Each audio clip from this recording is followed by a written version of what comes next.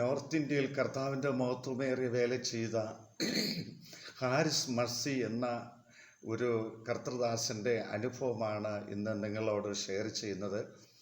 ഈ പ്രിയ അഭിഷിക്തൻ ഒരു ആദിവാസി ഗ്രാമത്തിൽ കടന്നു ചെന്ന് അവിടെ കർത്താവിൻ്റെ മഹത്വമേറിയ വേലയിലായിരിക്കാനിടയായി. ആ ഗ്രാമം വളരെയേറെ പിന്നോക്കം നിൽക്കുന്ന ഒരു ഗ്രാമമായിരുന്നു. വൈദ്യുതിയോ മറ്റ് യാത്രാ സൗകര്യങ്ങളോ വെള്ളമോ ഒന്നുമില്ലാതെ ഏറെക്കുറെ എല്ലാവരും കുഞ്ഞു കുടിലുകളിലൊക്കെയാണ് അവർ താമസിച്ചു വന്നത്. അവിടെ ഈ ദേവദാസൻ കടന്ന് ചെന്നിട്ട് റോഡും അതേപോലെ വൈദ്യുത കണക്ഷനും വാട്ടർ കണക്ഷനും ഇങ്ങനെയൊക്കെയുള്ള എല്ലാം അവിടെ അവർക്ക് ലഭ്യമാകുന്ന തലത്തിൽ അവരെല്ലാം സംഘടിച്ച് സർക്കാരിനോടുകൂടെ അവരുടെ ശ്രദ്ധയിൽപ്പെടുത്തി ആ ഗ്രാമത്തിൻ്റെ വികസനത്തിന് വേണ്ടി അദ്ദേഹം കഠിനാധ്വാനം ചെയ്യുകയും അവിടുത്തെ കുഞ്ഞുങ്ങളെല്ലാം വിളിച്ചു വരുത്തി അക്ഷരജ്ഞാനം നൽകുകയും അവിടെ നല്ല വീടുകൾ പണിയുവാനും എല്ലാ സൗകര്യങ്ങൾ അവർക്ക് ലഭിക്കേണ്ടതിനായി അവരെ ബോധവൽക്കരിച്ച് ആ കൊച്ചു ഗ്രാമത്തെ ഒരു സ്വർഗതുല്യമാക്കി ചുരുങ്ങിയ പീരീഡ് കൊണ്ട് അദ്ദേഹം മാറ്റുവാനിടയിൽ തീർന്നു. ഈ ദൈവദാസന് അവരുടെ അനുഗ്രഹത്തിനും ഐശ്വര്യത്തിനും ഉയർച്ചയ്ക്ക് വേണ്ടി വളരെയധികം ദൈവത്തോട് പ്രാർത്ഥിക്കുകയും അവിടെ ഒരു ദൈവാലയം ഉയർന്നു വരുവാനിടയിൽ തീർന്നു.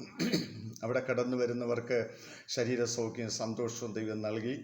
അവർ മദ്യപാനം അതേപോലെ ലഹരികൾ പാപജീവിതം എല്ലാം വെറുത്തു. എല്ലാവരെയും ഹൃദയപൂർവ്വം സ്നേഹിക്കുവാനും നല്ല താഴ്മയുള്ളവരായി നല്ല അധ്വാനശീലരായി അവർ ആത്മീയതയിലൂടെ അവർ വളർന്നു വരുവാനിടയിൽ തീർന്നു. ഈ നിമിഷത്തിലാണ് ക്രിസ്തീയ വിരോധികളായിട്ടുള്ള ഒരു കൂട്ടം യുവാക്കൾ കടന്നു വന്ന് ദേവദാസനോട് പറഞ്ഞു, ഇവിടെ മതപരിവർത്തനം പാടില്ല, നിങ്ങളിവിടുന്ന് പോകണം എന്ന് പറഞ്ഞ് അവർ വിലക്കി. ഞങ്ങൾ അടുത്ത് വരുമ്പോൾ ഇവിടെ കണ്ടു കഴിഞ്ഞാൽ ചർച്ചിനെയൊക്കെ ചുടുമെന്നും അദ്ദേഹത്തെ ഉപദ്രവിക്കുമെന്നെല്ലാം വെല്ലുവിളിച്ചിട്ട് കടന്നു പോകാനിടയിൽ തീർന്നു. എന്നാൽ ചില ദിവസങ്ങൾ കഴിഞ്ഞ ശേഷം അവരെല്ലാം തിരക്കിയപ്പോൾ ദേവദാസൻ പോയിട്ടില്ല എന്നറിഞ്ഞു. അപ്പോൾ അദ്ദേഹത്തെ ഉപദ്രവിക്കുന്നതിനും ആലയത്തെ ചുടുന്നതിനു വേണ്ടി ദൈവമക്കളെ ഉപദ്രവിക്കുന്നതിന് വേണ്ടി ഒരു ജീപ്പിൽ ഗുണ്ടകൾ കടന്നു വരുവാനിടയിൽ തീർന്നു. അവർ വരുന്ന വഴിക്ക് തന്നെ അവരുടെ ജീപ്പ് മറിഞ്ഞ് അതിൻ്റെ കുണ്ടാത്തലവൻ അദ്ദേഹത്തിൻ്റെ കാലൊടിഞ്ഞ് വളരെ അധികം വേദനയിലായി. ഈ നിമിഷം കൂടെ വന്നവരെല്ലാം ആ ഗുണ്ടെ തൂക്കിയെടുത്ത് അദ്ദേഹത്തിൻ്റെ വീട്ടിൽ കൊണ്ടാക്കിയിട്ട് അവരെല്ലാം കടന്നു കളഞ്ഞു.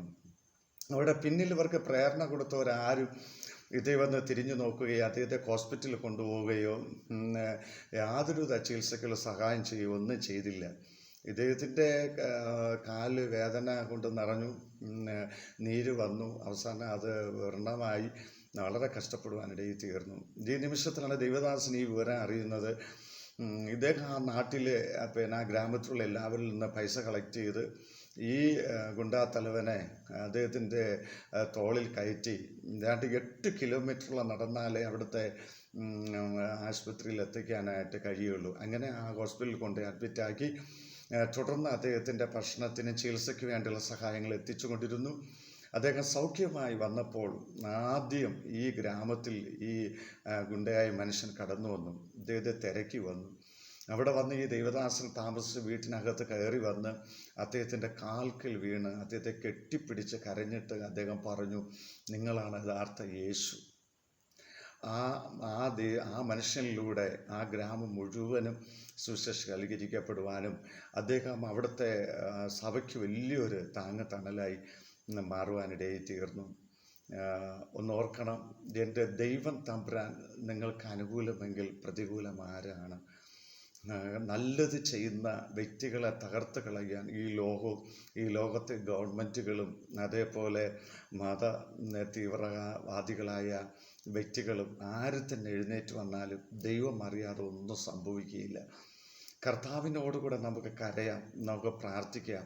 ഈ രാജ്യം ഒരു അനുഗ്രഹിക്കപ്പെട്ട സ്നേഹത്തിൻ്റെ ഒരു രാജ്യമായി മാറുവാൻ ഇവിടെ പാർക്കുന്ന എല്ലാ ജനങ്ങളും സഹോദരങ്ങളായി ഒന്നായി ഹൃദയപൂർവ്വം സന്തോഷമായി ജീവിക്കുവാൻ ഏതൊരു വിഭാഗീയതയോ വ്യത്യാസമില്ലാതെ ഈ രാജ്യം ഒരു ഐക്യത്തിൻ്റെ സ്നേഹത്തിൻ്റെ ഒരു അനുഗ്രഹിക്കപ്പെട്ട ഒരു ഉറവിടമായി ഈ രാജ്യം മാറാൻ നമുക്ക് ഒരുമിച്ച് പ്രാർത്ഥിക്കാം. നിശ്ചയമായി നിങ്ങളിതുപോലെ ഏതെങ്കിലും പ്രതിസന്ധിയുടെ ഘട്ടത്തിലാണെങ്കിൽ, വെല്ലുവിളിയുടെ നടുവിലാണെങ്കിൽ നിങ്ങളെ തകർത്ത് കളയും, മുടിച്ചു കളയുമെന്ന് സാത്താനും മനുഷ്യരും ലോകം ഒരുപോലെ വെല്ലുവിളിക്കുമ്പോൾ മുട്ടുമടക്കി കരഞ്ഞ് പ്രാർത്ഥിക്കാൻ തയ്യാറായാൽ കർത്താവ് നിങ്ങൾക്ക് വേണ്ടി പ്രവർത്തിക്കും.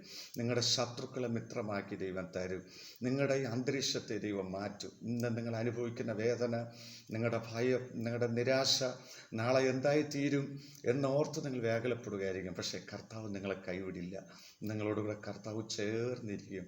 നിങ്ങളുടെ ചുടുകണ്ണുനീര് തുടയ്ക്കപ്പെടും. സ്വപ്നതുല്യമായ തലത്തിൽ ദൈവം നിങ്ങളെ എത്തിക്കും. ആ സർവശക്തനായ ദൈവത്തിൻ്റെ എല്ലാ അനുഗ്രഹങ്ങളും നിങ്ങളുടെ മേൽ പകരട്ടെ എന്ന് പറഞ്ഞുകൊണ്ട് വാക്കുകളെ ചുരുക്കുന്നു. ദൈവമായ കർത്താവ് അനുഗ്രഹിക്കുമാറാകട്ടെ. ആമേൻ.